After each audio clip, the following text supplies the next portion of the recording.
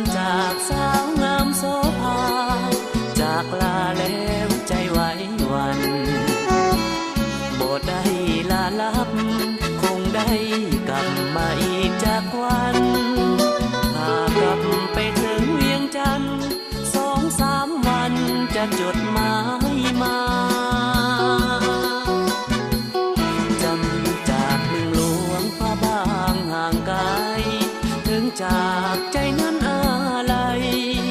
ห่วงใยน้องทุกเวลาบ่ลืมคืนนั้นคืนที่อยู่ร่วมกันสัญญาบ่ลืมคำหวานกันนาที่สัญญาอยู่ฝั่งน้ำคาไหว้วอนพระบางองค์พระศักดิ์สิทธิ์ช่วยเนรมิตให้ความรักสองเฮาคงนานพระธาตุผู้ศรีสูงเด่นจงเป็นพยานอย่าลืมเด้อคำสาบานบ่นานจะย้อนมาใหม่จำจากเมืองหลวงพระบางห่างลาฝากคำสาบานสัญญาจะมาน้องให้ได้จะมาสู่ขอนำแม่พ่อด้วยความจริงใจ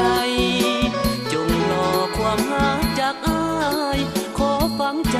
อยู่หลวงพระบาง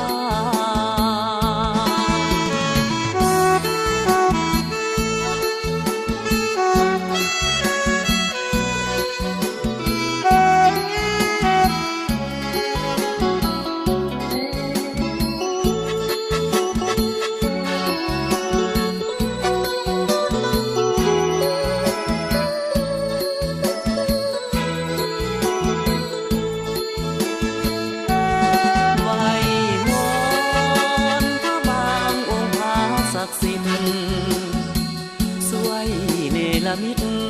ให้ความรักสองเฮาคงนานพระธาตุผู้ศรีสูงเด่นจงเป็นพยานอย่าลืมเด้อคำสาบานบ่นานจะย้อนมาใหม่จำจากเมืองหลวงพระบางห่างลาฝากคำสาบานสัญญา